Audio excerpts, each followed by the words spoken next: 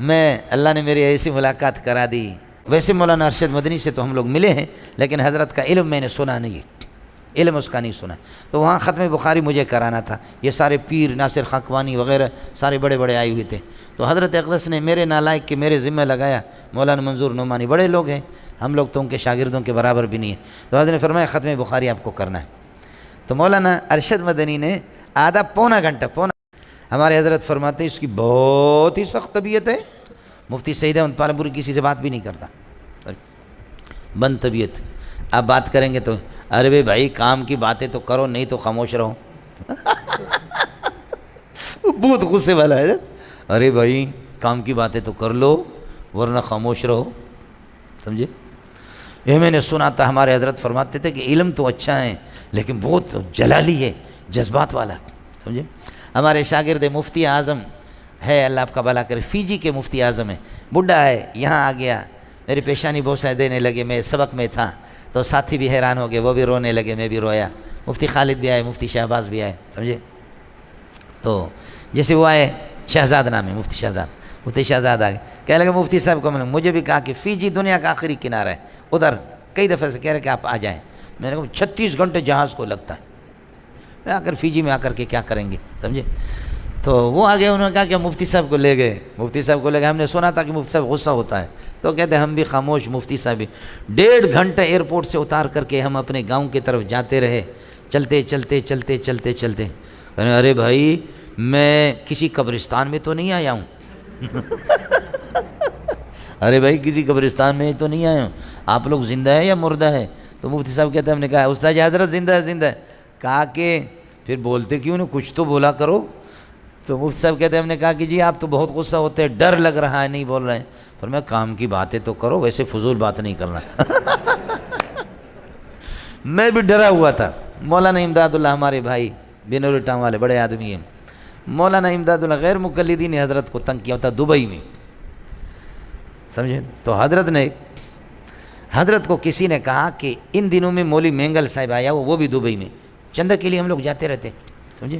تو انہوں نے کہا کہ مینگل صاحب ان دنوں میں آیا، یہ بہترین اکثر اعظم ہے، غیر مقلدین کے لیے بہت بہترین علاج ہے. سمجھے؟ تو حضرت نے کہا کہ ارے بھائی اس کا نام تو میں نے سنا ہے ہندوستان میں، نمبر اس کا دے دو کسی طرح. میرا نمبر مفتی صاحب کو مل گیا. مفتی صاحب نے فون کیا، ہیلو. میں نے کہا جی وعلیکم السلام، میں دبئی میں تھا. ہیلو. میں نے کہا کون؟ سعید احمد. میں نے کہا جی پہچانا نہیں. سعید احمد. کون سا سعید احمد؟ پالم پوری. میں نے کہا جی پہچانا نہیں. سمجھے؟ پالم پوری خادم دارالعلوم دیوبند. سمجھے؟ میں نے کہا اچھا وہ صاحب تحفۃ العلمی، تحفۃ البخاری. سمجھے؟ یہ اس کے آپ مصنف ہے. سمجھے؟ تو تحفۃ القاری. تو کہا ہاں ایسے ہی سمجھ لو، ایسے ہی سمجھ لو. ارے بھائی باتیں چھوڑو، یہ بتاؤ تو کدھر ہے، ہم آپ سے ملنے کے لیے آ رہے ہیں. میں نے کہا میں طالب علم اور آپ آ جائیں. آپ حضرت کہاں ہے، ٹیلی فون دے دو کسی کو، اور وہ ہمارے ڈرائیور کو سمجھائے. میں بھی سفر پہ تھا تو ہم لوگ وہاں گئے. سمجھے؟ یہ اس طرح سیدھا بیٹھا تقریباً 2 گھنٹہ ہم لوگ گپ شپ لگاتے رہے.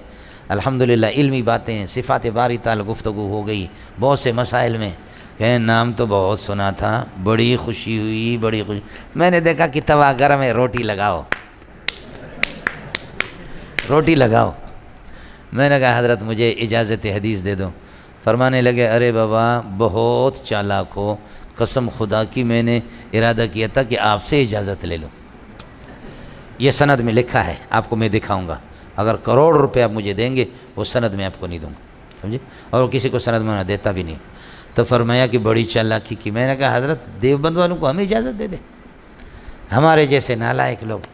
تو پھر فرمایا کہ میں آپ کو خوب جانتا ہوں، ہندوستان سے جانتا ہوں، لیکن یہ ہے کہ ایک امانت علمی ہے، اللہ کی طرف سے ذمہ داری ہے. میں نے آپ کا امتحان لیا، 2 گھنٹوں سے ہماری بس علمی گفتگو ہو رہی ہے. امتحان تو ہو گیا لیکن پھر بھی 25 साल कम अज़ कम किसने हदीस पढ़ाई हो तो फिर हम उसको इजाज़त। मैंने कहा 25 साल मैंने नहीं पढ़ाई है, लेकिन मैंने सारी किताब। कहते हैं आपके लिए कोई मसला नहीं है, लेकिन सिर्फ इबारत पढ़ो। बाबु माजा फ़ी कराहियतिल बौल फ़िल मुख्तसर। फिर यहाँ पर अशाइरा, मातुरीदी, मोतज़िला और इसी तरह फ़लासिफ़ा, चारों मज़हब में रब्बुना अल्लाहु ला शरीक लहू।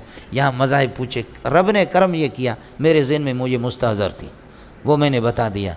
उसके बाद बुखारी की 3-4 सफ़ा इबारत पढ़ी, जो सनद लिखी है, वाह वाह, समझे, बहुत प्यारी सनद लिखी, बहुत प्यारी सनद, दिल खोल। इसलिए आपको मालूम होनी चाहिए मुझे देवबंद की इजाज़त है। हमारे शेख फरमाते हैं उस्ताद सलीमुल्लाह खान रहमतुल्लाह अलैह कि मेरे उस्ताद जी का बेटा भी अल्हम्दुलिल्लाह मदनी है, अल्लाह आपको मौका दे दे, अरशद मदनी आ जाए, उससे बेहत करो। ये कराची के पीरों की तरह नहीं है मौलवी साहब, समझे, बहुत मजबूत इल्म के मालिक है। हज़रत अक़दस मौलाना मंजूर नोमानी जो तफसीर पढ़ाते हैं, हज़रत के यहाँ ज़ाहिर पीर में ख़त्म बुखारी था, मौलाना नासिर खाकवानी ताज, ये इसमें अमरोट शरीफ वाले, हालिजी शरीफ वाले, तमाम बुज़ुर्गों को सबको बुलाया था हज़रत ने। ये 2-3 मरतबा मैं गया हूँ, 2 मरतबा मैंने ख़त्म बुखारी करा, वैसे तो गया हूँ 3-4 मरतबा हज़रत के पास गया हूँ। तो हज़रत के ज़ाहिर पीर में मैं गया, तो वैसे मौलाना अरशद मदनी से तो हम लोग मिले हैं, लेकिन हज़रत का इल्म मैंने सुना नहीं है, इल्म उसका नहीं सुना। तो वहाँ ख़त्म बुखारी मुझे कराना था। ये सारे पीर, नासिर खाकवानी वग़ैरह सारे बड़े बड़े आए हुए थे। तो हज़रत अक़दस ने मेरे नालायक के मेरे ज़िम्मे लगाया, मौलाना मंजूर नोमानी बड़े लोग हैं, हम लोग तो उनके शागिर्दों के बराबर भी नहीं है। तो हज़रत ने फरमाया ख़त्म बुखारी आपको करना है। तो मौलाना अरशद मदनी ने आधा पौना घंटा वहाँ से टेलीफोन पे ख़िताब किया और आखिरी हदीस पे, बुखारी के आखिरी बाब पर गुफ्तगू, इतनी बेहतरीन गुफ्तगू की कभी सोचा तक भी मैंने नहीं है। कभी भी किसी बुज़ुर्ग से हम पाकिस्तान के न सुना है न कुछ इस तरह सोच भी, ऐसे बेहतरीन गुफ्तगू की। अल्लाह मौका दे दे। मौलाना अरशद मदनी बड़े आदमी हैं। जब मौलाना नसीरुद्दीन, मौलाना नसीर अहमद रहमतुल्लाह अलैह देवबंद के शेख़ुल हदीस थे, हज़रत का जब इंतकाल हो गया तो उसके बाद हिंदुस्तान के उलमा आए। मौलाना नसीर अहमद रहमतुल्लाह अलैह ने, उन्होंने वसीयतनामा लिखा कि मेरे बाद शेख़ुल हदीस अरशद मदनी है। और वाक़तन अरशद मदनी में बड़ी सलाहियतें हैं, बहुत सलाहियत। मुफ्ती सईद अहमद पालमपुरी नाज़िम तालीमत वहाँ मौजूद नहीं था, वो कहीं गए हुए थे। हिंदुस्तान के उलमा जमा हो गए, सब ने कहा कि शेख़ुल हदीस मौलाना आपको बनना है। जैसे मौलाना नसीर रहमतुल्लाह अलैह ने जो शेख़ुल हदीस, अल्लाह को प्यार, उसने वसीयत की, हम सब की तमन्ना यही है। तो मौलाना अरशद मदनी फरमाने लगे कि आपका मुझ पर एतमाद है? कहा हुसैन मदनी का बेटा हूँ, हाँ। शेख़ुल अरबी वल अजम का बेटा हूँ, कहा कि कुछ कहूँ तो झूठ तो नहीं समझोगे उसको? कहा नहीं। कहा इसको मानोगे? कहा हाँ। तो कहा कि एक अमानत है और अल्लाह की तरफ से हुक्म है, इन्नल्लाह यामुरुकुम अन तुअद्दुल अमानत इला अहलिहा, अमानत जिसका हक़ है उसको दे दो, समझे। तो मैं आपको बताता हूँ ये दिल खोल करके, और अल्लाह को हाजिर नाजिर समझता हूँ कि मुफ्ती सईद अहमद पालमपुरी शेख़ुल हदीस इस मनसब का हक़दार है। इसलिए मैंने अरशद मदनी ने शेख़ुल हदीस से उसके हवाले की है। अब ये लोग हैं मौलाना, बड़ी सादगी है हिंदुस्तान के उलमा में। अस्सलाम वालेकुम जी दोस्तों, आपने देखा और सुना शेख मौलाना मंजूर मेंगल साहब को कि शेख मौलाना मंजूर मेंगल साहब क्या बयान फरमा रहे थे।